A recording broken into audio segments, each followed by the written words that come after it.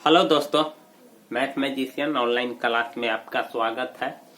दोस्तों, मैं श्याम कुमार आज आप लोगों को दीर्घोत्तरीय प्रश्न बता रहे हैं और स्क्रीन पर आप देख रहे होंगे। दोस्तों, मेरे पास दो क्वेश्चन है और दोनों दीर्घोत्तरीय क्वेश्चन है और ये जो क्वेश्चन सब आप देख रहे हैं ये पूछा गया क्वेश्चन सब है और ये क्वेश्चन बैंक से मैंने लिया है। दोस्तों, तो एक भाई ने कमेंट किया था कि थोड़ा सा दीर्घोत्तरीय क्वेश्चन भी थोड़ा बता दीजिए, तो आज मैं यही दीर्घोत्तरीय क्वेश्चन जो 5 नंबर में पूछा जाता है, अगर आप इस क्वेश्चन को बना लेते हैं तो 5 नंबर फिक्स है। और दोस्तों, एक चीज बता देते हैं कि गणित ही एक ऐसा सब्जेक्ट है जिसमें पूरा पूरा नंबर मिलता है और 100 में 100 आने की संभावना है और आया भी है कितना लोगों को। इसीलिए दोस्तों, आप इसको बारीकी से समझिएगा। सबसे पहली बात है कि पहला क्वेश्चन मैं आप लोगों को देख देता हूं कि देखिए, क्वेश्चन को सबसे पहले पढ़िएगा और समझिएगा क्या लिखा हुआ है। दो संख्याओं के वर्गों का अंतर। दो गो संख्या है दोस्तों, कोई दो संख्या है और दोनों के वर्गों का अंतर यानी वर्ग स्क्वायर, ठीक ना, पावर 2, जिसका अंतर यानी घटाव कितना है 180 है। यदि छोटी संख्या का वर्ग बड़ी संख्या का 8 गुना है। देखिए दोस्तों, यही सवाल को पकड़ना है कि छोटी संख्या का वर्ग बड़ी संख्या का 8 गुना है। छोटी संख्या का जो वर्ग है ना, वह बड़ी संख्या का 8 गुना है। तो मैं यहाँ क्या करता हूँ दोस्तों कि सबसे पहले मान लेता हूँ, माना कि बड़ी संख्या, क्या दोस्तों मान लेते हैं, बड़ी संख्या मान लेता हूं कि बड़ी संख्या x है। देख रहे हैं ना दोस्तों, क्यों मैं बड़ी संख्या माना है, क्योंकि सवाल यहाँ कह रहा है कि छोटी संख्या का जो वर्ग है ना, बड़ी संख्या का 8 गुना है। तो जब इसको x मान लेंगे तब ना छोटी को 8 गुना कर देंगे। तो सवाल कह रहा है कि छोटी संख्या का वर्ग। तो दोस्तों, यहाँ मैं छोटी संख्या का वर्ग निकाल लेता हूँ। छोटी संख्या का वर्ग, छोटी संख्या का वर्ग क्या है, तो बड़ी संख्या का 8 गुना है, तो इसका 8x हो जाएगा। और ये जो 8x देख रहे हैं दोस्तों, ये छोटी संख्या का वर्ग है और बड़ी संख्या का भी वर्ग निकाल लेते हैं। बड़ी संख्या का वर्ग, बड़ी संख्या का वर्ग, यहाँ तो सिर्फ बड़ी संख्या माने हैं, इसका वर्ग पावर 2 कर देंगे। अब देखिए, प्रश्न से क्या कहता है कि दोनों का अंतर यहाँ स्पष्ट लिखा हुआ है। बड़ी संख्या और छोटी संख्या, यही ना है छोटी संख्या के वर्गों का अंतर। बड़ी संख्या का वर्ग ये है और छोटी संख्या का वर्ग ये है 8x, क्योंकि यहाँ सवाल में स्पष्ट कह रहा है कि छोटी संख्या का जो वर्ग है ना, वह 8x है। देख रहे हैं ना, ये जो 8x है यह वर्ग है। अगर इसको पावर 2 कर दीजिएगा तब तो वर्गों का वर्ग निकल जाएगा, नहीं, इसीलिए मैंने यहाँ पावर 2 नहीं किया है, लेकिन इसको हम वर्ग निकाले हैं क्योंकि मैंने यहाँ सिर्फ बड़ी संख्या ही माने हैं, ठीक ना। अब दोनों का अंतर कितना है दोस्तों, 180। अब देखिए, एक तरह से ये द्विघात समीकरण बन गया, नहीं दोस्तों, इसको खींच लेते हैं इस तरफ तो बराबर 0।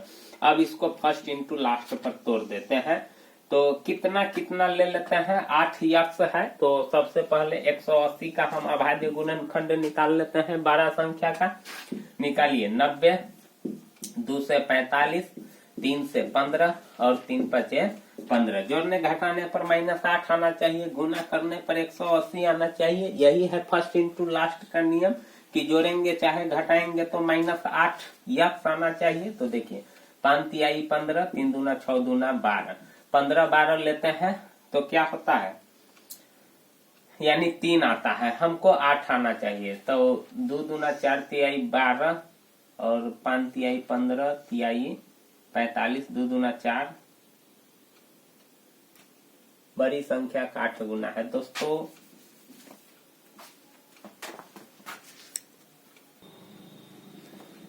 दोस्तों, यहाँ जो देख रहे हैं ना, जैसे देखिए 5 दूना 10 ले लेते हैं और 3 तिहाई 9 दूना 18, तो 18 और 10 ले लेते हैं, यानी इसको गुना करके निकालना पड़ता है कि जोड़ने घटाने पर 8 आना चाहिए और गुना करने पर तो x स्क्वायर और प्लस माइनस यहाँ 18x कर देते हैं आप प्लस 10x, तो 18 10 में गुना करेंगे तो 180 आ जाएगा और माइनस 180 बराबर 0। अब x कॉमन ले लेते हैं तो x माइनस 18 प्लस 10 कॉमन ले लेते हैं तो ये भी x माइनस 18 हो जाता है। अब क्या करते हैं, x प्लस 10 ले लेते हैं और x माइनस 18 ले लेते हैं। एगो कोष्ट वाला ले लेते हैं, एगो बाहर वाला ले लेते हैं। काहे कि फर्स्ट इंटू लास्ट पर ऐसा तो आपने बहुत सारा गुणनखंड निकाले होइएगा। अब x प्लस 10 बराबर 0 कर देंगे और x माइनस 18 बराबर 0 कर देंगे तो x बराबर माइनस 10 और x बराबर हो जाएगा 18। तो इसमें हमेशा धनात्मक मान लेते हैं। क्या लेते हैं, धनात्मक मान लेने पर, ठीक ना दोस्तों। तो धनात्मक मान लेंगे तो x बराबर क्या हो जाएगा 18। अब x किसको माने हुए थे, तो बड़ी संख्या को। तो बड़ी संख्या कितना हो गया, 18 हो गया। चलिए ठीक है। अब छोटी संख्या, यहाँ जो 8x है ये छोटी संख्या का तो वर्ग है, छोटी संख्या का वर्ग है 8x, नहीं तो 18 गुने 8 कितना हो गया 144। तो ये छोटी संख्या का वर्ग है दोस्तों, इसका वर्गमूल अब आपको निकालना होगा। तो छोटी संख्या निकालने के लिए आपको इसका क्या करना होगा, वर्गमूल निकालना होगा 144 का। तो बराबर एगो ये आंसर हो जाएगा और एगो ये आंसर हो जाएगा। छोटी संख्या आपका 12 हो जाएगा और बड़ी संख्या आपका 18 हो जाएगा। दोस्तों इस प्रकार से ये क्वेश्चन सॉल्व करते हैं। अब दूसरा क्वेश्चन देख लेते हैं दोस्तों। अब दूसरे क्वेश्चन की तरफ चलते हैं दोस्तों। अगर आपको ये सवाल अगर नोट करना होगा, आपको बनाना होगा दोस्तों, स्क्रीनशॉट ले लीजिएगा और आप उसको पूरा कर लीजिएगा, ठीक ना दोस्तों। अब दूसरा क्वेश्चन देख रहे हैं। देखिए कहता है कि एक समकोण त्रिभुज, तो तुरंत एक समकोण त्रिभुज बना लेते हैं, ठीक ना दोस्तों। इसका नाम रख देते हैं ABC। जब ये समकोण त्रिभुज कह रहा है तो लंब हो जाएगा, आधार हो जाएगा, कर्ण हो जाएगा, ठीक ना। अब सवाल क्या कह रहा है, तो देखिए एक समकोण त्रिभुज का लंब उसके आधार से 7 सेंटीमीटर कम है। देख रहे हैं ना दोस्तों, कह रहा है कि एक समकोण त्रिभुज है जो लंब है ना, जो आधार से 7 सेंटीमीटर कम है तथा कर्ण 13 सेंटीमीटर है। तो आधार पूछ रहा है, आधार पूछ रहा है आपसे। तो सबसे पहले यहाँ दोस्तों मान लेते हैं, माना कि आधार बराबर, क्या मान लेते हैं, माना कि आधार बराबर x सेंटीमीटर। देखिए इसको मैंने आधार मान लिया x सेंटीमीटर। अब सवाल क्या कह रहा है कि लंब जो है ना आधार से 7 सेंटीमीटर कम है। ये 7 सेंटीमीटर कम है, आधार से 7 सेंटीमीटर कम है। तो जो आधार है उसमें से हम 7 सेंटीमीटर कम कर देंगे, नहीं तो मेरा लंब हो जाएगा। तो आधार मेरा x है तो इसमें से 7 सेंटीमीटर कम कर देंगे तो लंब नहीं हो जाएगा। और आप जानते हैं दोस्तों कि समकोण त्रिभुज है तो यहाँ लंब ये भी लिख लेते हैं, लंब बराबर हो जाएगा x माइनस 7 सेंटीमीटर और कर्ण आपका कितना है 13 सेंटीमीटर। तो आप जानते हैं दोस्तों कि चूंकि त्रिभुज समकोण है, नहीं सवाल स्पष्ट कह रहा है त्रिभुज समकोण है और जब समकोण त्रिभुज है तो इस पर पाइथागोरस प्रमेय लगेगा। तो यहाँ लिखेंगे पाइथागोरस प्रमेय से। पाइथागोरस एक वैज्ञानिक था जो एगो प्रमेय दिया था। तो क्या होता है, कर्ण का स्क्वायर जो होता है ना वो बराबर होता है लंब का स्क्वायर प्लस आधार का स्क्वायर। इस ट्रिक को यह सिद्ध करके दिखाया था।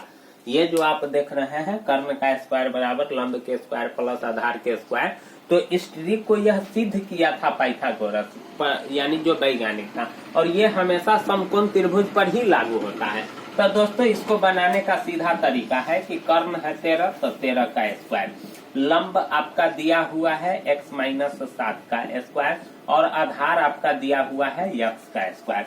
अब देखिए ये x माइनस 7 है तो इसको a माइनस बी के होल स्क्वायर पर ले जाएंगे। 13 को 2 बार गुना कर देंगे तो 13 13 ये कितना होगा 169 और इसको a माइनस बी के होल स्क्वायर पर ले जाएंगे तो a माइनस बी का होल स्क्वायर होता है दोस्तों a square minus 2ab plus b square, या आप इसको a square plus b square minus 2ab के रूप में भी लिख सकते हैं। दोनों बात सेम है।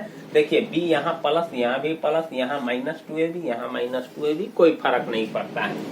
तो दोस्तों यहाँ भी वही चीज करेंगे। देखिए a हुआ तो a स्क्वायर, तो a के जगह पर x है तो x का स्क्वायर हो जाएगा। यहाँ देख रहे हैं ना दोस्तों, ए है तो ए स्क्वायर, उसी प्रकार से ए के जगह पर यक्स है तो यक्स का स्क्वायर हो जाएगा। उसके बाद प्लस बी स्क्वायर, तो बी है तो बी स्क्वायर, तो बी के जगह पर यहाँ 7 है तो 7 के स्क्वायर हो जाएगा। ठीक ना दोस्तों, जिस प्रकार से a माइनस बी का होल स्क्वायर है उसी रूप पर मैं इसको ले जा रहा हूँ। जैसे ए स्क्वायर, उसी प्रकार से यक्स स्क्वायर, फिर प्लस तो प्लस, यहाँ b के जगह पर 7 है, यहाँ b तो b स्क्वायर, तो यहाँ 7 है तो 7 स्क्वायर, और फिर -2 तो फॉर्मूले में है, a के जगह पर यक्स है और b के जगह पर कितना है 7 है, तो 2ab नहीं हो गया। चलिए ठीक है, तो अब इसको मिटा देते हैं दोस्तों। चलिए, तो इसको मैंने a माइनस बी के होल स्क्वायर पर यक्स का पावर 2 है तो प्लस क्या हो जाएगा यक्स स्क्वायर। अब इसको आगे बढ़ाते हैं, जिस प्रकार से समीकरण सॉल्व करते हैं तो क्या हो जाएगा, यानी 7 7 49 हो जाएगा, और ये हो जाएगा 7 दूना 14, 7 दूना 14 minus 14 x plus x square. अब इसको और आगे बढ़ाते हैं तो यक्स और यक्स कितना हो जाएगा 2 यक्स स्क्वायर हो जाएगा। उसके बाद -14 यक्स प्लस 49 बराबर 169। मैंने समीकरण को सीधा भी कर दिया है, 169 को इस साइड लिया है, बाकी सबको इधर ले आए हैं। -14 है ये है, प्लस 49 बराबर 169। अब क्या करते हैं दोस्तों, 169 को इधर खींच लेते हैं, तो चलिए खींच लेते हैं। प्लस 49 ये इधर आएगा तो माइनस हो जाएगा, इधर कुछ नहीं बचेगा तो 0, काहे कि द्विघात समीकरण पर जाने वाला है। तो देखिए दोस्तों, तो यहाँ अब क्या करते हैं कि ई घटा देते हैं, यहाँ 2 यक्स स्क्वायर माइनस 14 यक्स, और यहाँ घटाते हैं तो 9 में से 9 गया तो 0, और 6 में से 4 गया तो 2, और इतना 120 बराबर हो जाएगा 0। अब 2 दोस्तों कॉमन ले आने वाला है, x square minus 7 x minus 60 बराबर हो जाएगा 0। 2 मैंने इसीलिए कॉमन ले लिया है क्योंकि 2 इसमें भी है, इसमें भी है और इसमें भी है, इसीलिए मेरा जो समीकरण है वह थोड़ा छोटा हो जाएगा। चलिए, तो अब x square minus 7 x minus 60 बराबर क्या हो गया 0। 2 को उधर ले जाएंगे तो 0 में 2 से भाग होगा तो हो जाएगा 0। अब क्या करते हैं, जिस प्रकार से इस सवाल में जो देखे थे फर्स्ट इंटू लास्ट पर तोड़े थे, उसी प्रकार से यहाँ भी तोड़ेंगे दोस्तों। तो x square minus 12 x plus 5 x, काहे कि 12 पंचे 60 नहीं हो जाएगा, 5 यक्स माइनस 60 बराबर हो जाएगा 0। देखिए इसको यानी मध्य पद को तोड़े हैं 2 भाग में, तो 12 में से 5 घटाएंगे तो -7 होगा, और गुना करेंगे तो 12 पंचे 60। मतलब यहाँ किस प्रकार से तोड़ते हैं ये समझ सकते हैं कि गुना करने पर इसके गुणनफल के बराबर में होना चाहिए। तो 60 से यक्स स्क्वायर में गुना करेंगे तो 60 यक्स स्क्वायर नहीं होगा, और 12 में से और जोड़ने चाहे घटाने पर -7। अब यक्स कॉमन ले लेते हैं तो क्या हो जाएगा x माइनस 12, प्लस 5 कॉमन ले लेते हैं तो x माइनस 12 बराबर 0। दोनों कोष्ठ में का बराबर आ गया दोस्तों, तो समझिएगा कि समीकरण आपका क्या बन रहा है, सही बन रहा है। ठीक ना दोस्तों, अब मैं यहाँ बना करके दिखाता हूँ, तो आपका हो जाएगा एक टर्म और आगे यहाँ खींच देते हैं, x प्लस 5 हो जाएगा और x माइनस 12 बराबर हो जाएगा 0। अब x प्लस 5 बराबर 0 हो जाएगा और x माइनस 12 बराबर 0, तो x बराबर -5 और x बराबर 12। तो फिर दोस्तों यहाँ धनात्मक मान ले लेते हैं, यहाँ लिखते हैं धनात्मक मान लेने पर, तो धनात्मक मान लेने पर तो x बराबर क्या हो जाएगा 12। तो x किसको माने हुए थे, आधार को माने हुए थे, इसीलिए आधार बराबर कितना हो जाएगा 12 सेंटीमीटर। काहे कि सिर्फ हमसे आधार पूछ रहा था, अगर लंब पूछता दोस्तों तो लंब भी बना देते। तो इस प्रकार से दोस्तों मैंने आपको दोनों क्वेश्चन बता दिया है, और ये जो क्वेश्चन मैंने जो आपको बताया है ये बोर्ड एग्जाम में पूछा गया है, 5 नंबर में पूछा गया है। तो दोस्तों अगर आपको ये वीडियो अच्छा लगा हो तो प्लीज चैनल को जरूर सब्सक्राइब कर लीजिएगा, लाइक भी कीजिएगा, कमेंट भी कीजिएगा और दोस्तों के साथ शेयर भी कीजिएगा। अगर आपके अगल बगल में कोई 10th का स्टूडेंट होगा दोस्तों तो चैनल भी जरूर सब्सक्राइब करवाइएगा। थैंक यू, धन्यवाद।